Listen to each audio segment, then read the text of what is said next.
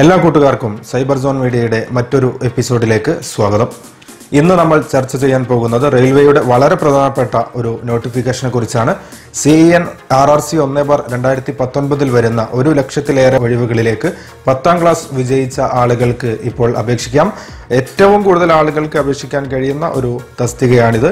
ഇതിനെക്കുറിച്ചുള്ള വിശദ വിവരങ്ങളാണ് നമ്മൾ ഈ ഒരു വീഡിയോയിലൂടെ പരിശോധിക്കുന്നത്.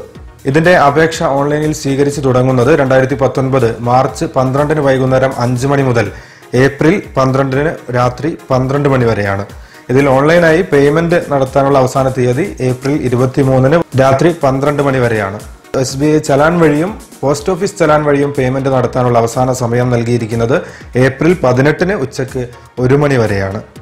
ഇതിന്റെ ഫൈനൽ സ്റ്റേജ്, അതായത് പേയ്മെന്റിന് ശേഷമുള്ള ഭാഗം പൂർത്തീകരിക്കുവാനുള്ള സമയപരിധി അനുവദിച്ചിരിക്കുന്നത് ഏപ്രിൽ 26 രാത്രി 12 മണി വരെയാണ്.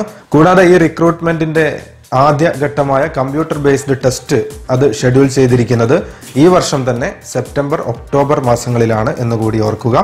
മൊത്തത്തിൽ 1,03,769 ഒഴിവുകളിലേക്കാണ് അപേക്ഷ ക്ഷണിച്ചിരിക്കുന്നത്. ഇതിൽ 42,355 ഒഴിവുകൾ ജനറൽ വിഭാഗത്തിനുള്ളതാണ്. 15,559 ഒഴിവുകൾ SC വിഭാഗത്തിനും 7,984 ഒഴിവുകൾ ST വിഭാഗത്തിനും 27,378 ഒഴിവുകൾ OBC വിഭാഗത്തിനും സംവരണം ചെയ്തിരിക്കുന്നു. കൂടാതെ 10,381 ഒഴിവുകൾ സാമ്പത്തികമായി പിന്നോക്കം നിൽക്കുന്ന വിഭാഗക്കാർക്ക് കൂടി സംവരണം ചെയ്തിട്ടുണ്ട്. ഇനി ഇതിന്റെ പ്രായപരിധിയെക്കുറിച്ച് പരിശോധിക്കാം. എല്ലാ വിഭാഗക്കാർക്കും ഏറ്റവും കുറഞ്ഞ പ്രായം 18 ആണ്. ഇത് കണക്കാക്കപ്പെടുന്നത് 2019 ജൂലൈ 1 അടിസ്ഥാനപ്പെടുത്തിയാണ്. ഈ തീയതിക്ക് 18 വയസ്സ് പൂർത്തിയായവർക്ക് മാത്രമാണ് അപേക്ഷിക്കുവാൻ സാധിക്കുക. ജനറൽ വിഭാഗത്തിന്റെ ഉയർന്ന പ്രായപരിധി 33 ആണ്. അതായത് 1986 ജൂലൈ 2 ശേഷം ജനിച്ചവർക്കാണ് ജനറൽ വിഭാഗത്തിലുള്ളവർക്ക് അപേക്ഷിക്കുവാൻ സാധിക്കുക. OBC വിഭാഗക്കാരുടേത് പരിശോധിക്കുമ്പോൾ 1983 ജൂലൈ 2 ശേഷം ജനിച്ചവർക്കാണ് അപേക്ഷിക്കുവാൻ സാധിക്കുക. SC ST വിഭാഗക്കാർ 1981 ജൂലൈ 2 ശേഷം ജനിച്ചവർക്കും അപേക്ഷിക്കാൻ സാധിക്കും. മറ്റു സംവരണ വിഭാഗക്കാർക്കും ചട്ടപ്രകാരമുള്ള വയസ്സിളവ് ലഭിക്കുന്നതാണ്. അതിന്റെ കൂടുതൽ വിശദാംശങ്ങൾ നോട്ടിഫിക്കേഷൻ പരിശോധിച്ചാൽ നിങ്ങൾക്ക് മനസ്സിലാക്കാൻ കഴിയും. ഇനി ഇതിന്റെ ഫീസ് എങ്ങനെയാണെന്ന് നോക്കാം. ജനറൽ വിഭാഗത്തിലുള്ളവർക്ക് 500 രൂപയാണ് ഫീസ് അടയ്ക്കേണ്ടത്. ഈ 500 രൂപ അടയ്ക്കുന്നതിൽ പരീക്ഷ അറ്റൻഡ് ചെയ്ത് കഴിഞ്ഞാൽ 400 രൂപ റീഫണ്ടായി ലഭിക്കും. ഈ റീഫണ്ട് ലഭിക്കുന്നതിന് അപേക്ഷയിൽ ബാങ്ക് അക്കൗണ്ട് വിവരങ്ങൾ നൽകേണ്ടതുണ്ട്.